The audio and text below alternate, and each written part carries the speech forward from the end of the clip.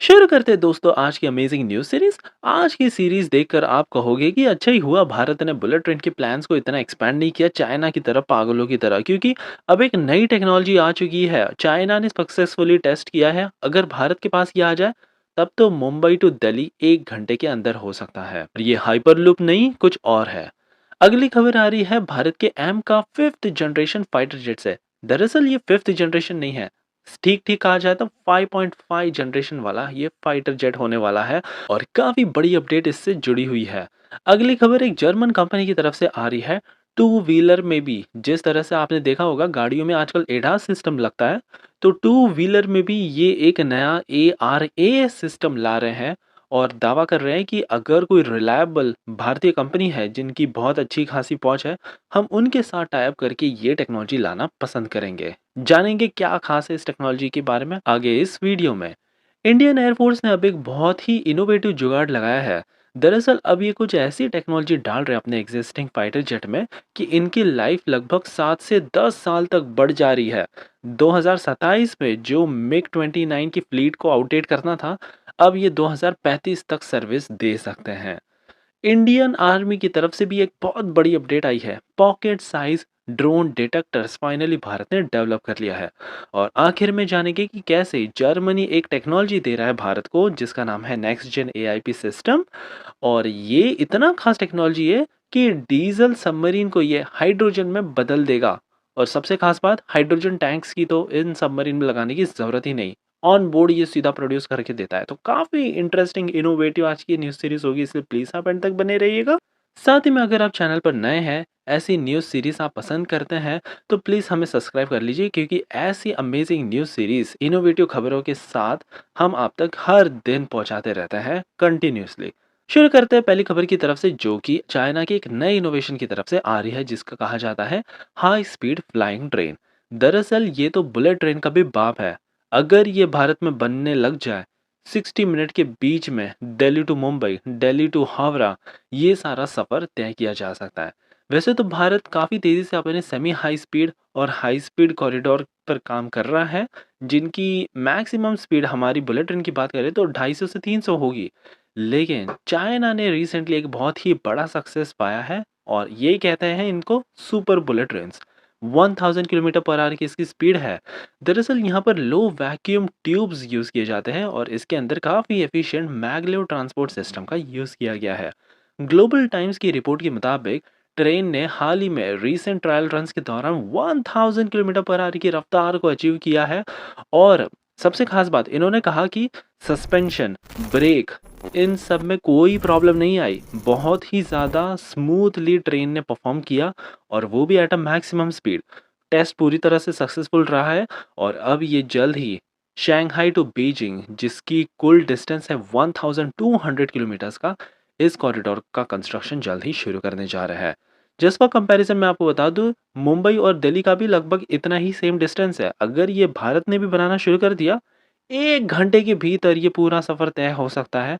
और भारत के लिए तो एक गेम चेंजर टेक्नोलॉजी साबित हो सकती है फिर। सो अब देखने लायक होगा कि चीन ने जो गलती दोहराई थी, 200-300 बिलियन डॉलर की लागत से इन्होंने बुलेट ट्रेन कॉरिडोर बनाए, तो क्या भारत केवल उसका 1/10 भी यूज करके ऐसी नई टेक्नोलॉजी के साथ सुपर बुलेट ट्रेन कॉरिडोर बनाने लग जाए, जो कि बहुत ही गेम चेंजर होगा।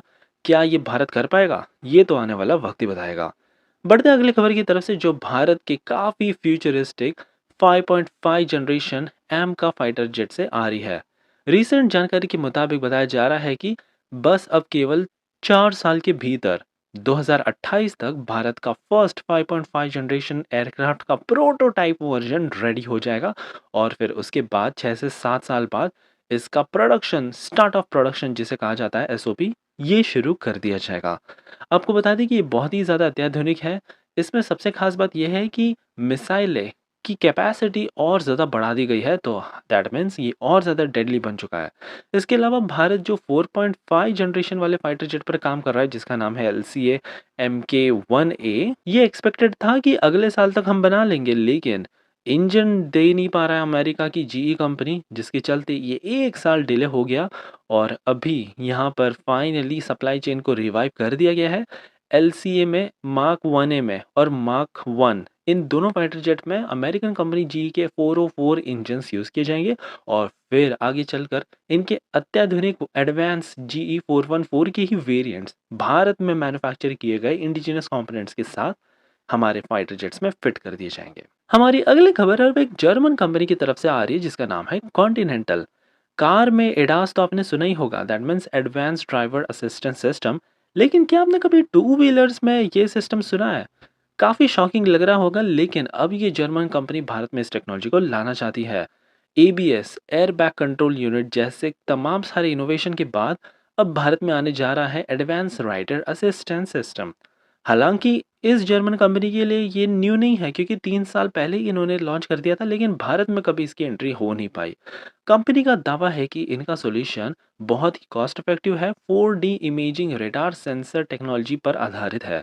बेसिकली ये सारा कुछ स्कैन करता रहता है, आगे से फिर पीछे से, साइड से भी, और सिग्नल देता रहता है ड्राइवर को कि बाजू से कार आ रही है, ओवरटेक करने की सोचना भी मत। करेंटली प्लान है कि 125 सीसी के ऊपर के जो भी हमारे टू व्हीलर्स है उनमें इन टेक्नोलॉजी को फिट किया जाएगा, क्योंकि इनकी स्पीड थोड़ी ज़्यादा रहती है। ऐसे में ब्लाइंड स्पॉट्स बहुत ही इजीली डिटेक्ट करने में ये पूरी टेक्नोलॉजी बहुत ही ज़्यादा कारगर है। ये जर्मन कंपनी भारत की one of the largest two wheeler manufacturing company के साथ टैप करना चाहती है, ताकि इनकी पहुंच डीपली पेनिट्रेट कर सके।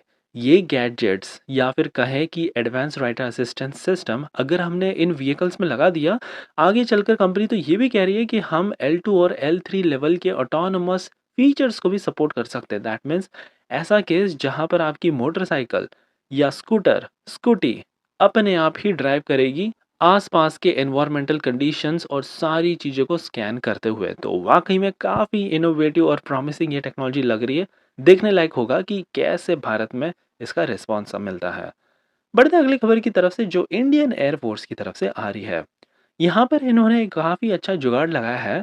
मिग 29 जिसकी उम्र आइडियली 40 साल की ही है, तो अब इसकी बढ़ा दी गई है टू ऑलमोस्ट 50 ईयर्स। बता दें कि 2027 में मिग 29 यूपीजी की फ्लीट को भारत आउटडेट करने का प्लान कर रहा था, लेकिन प्रॉब्लम यह है कि अगर हम इनको निकाल दें, हमारे पास तो सफिशिएंट फाइटर जेट ही नहीं बचेंगे।